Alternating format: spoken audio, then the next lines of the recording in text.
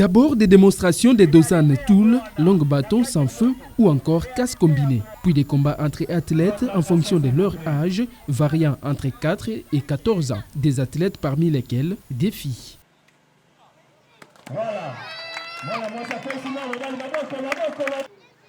En plus de la forme des jeunes pour leur bonne santé, il est question pour les clubs Santiago d'offrir au pays des athlètes capables de compétir, rassure Jean-Paul Bonakawa, président du club. Je me dis en tant que président du club de voir un jour que ces enfants de 4 ans, 5 ans, 6 ans, c'est pas 10 ans, 14 ans, d'arriver au niveau mondial.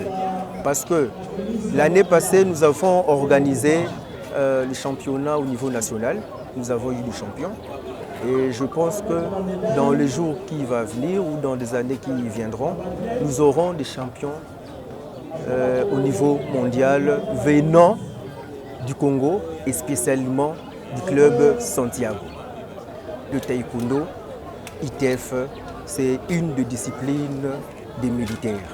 Et nous pensons que dans l'avenir, nous aurons aussi à former d'autres militaires au niveau du FARDC, au niveau peut-être de la police. Ces genres d'initiatives cadrent avec la politique de la Fédération congolaise de taekwondo, indique son président Willy Makengo. Non, je ne devais que les encourager pour l'initiative que le club Santiago a eue. Et je devais, avec ma modeste personne, être là pour les encourager davantage. Nous voulons encourager les parents qui hésitent à confier leurs enfants à nos clubs, de bien vouloir le faire. Parce que la FETAICO n'est pas là pour encadrer les élèves, les enfants. Ce n'est pas pour former les koulouna. Quant au bourgmestre de la commune de Ngaliema, il apprécie cet encadrement de la jeunesse. Non, mais les impressions sont bonnes.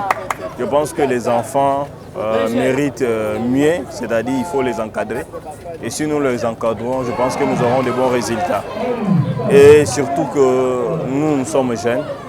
Nous avons eu cette responsabilité en étant jeunes. Et il y a un jeune qui est à côté de nous, notamment le président du club Santiago.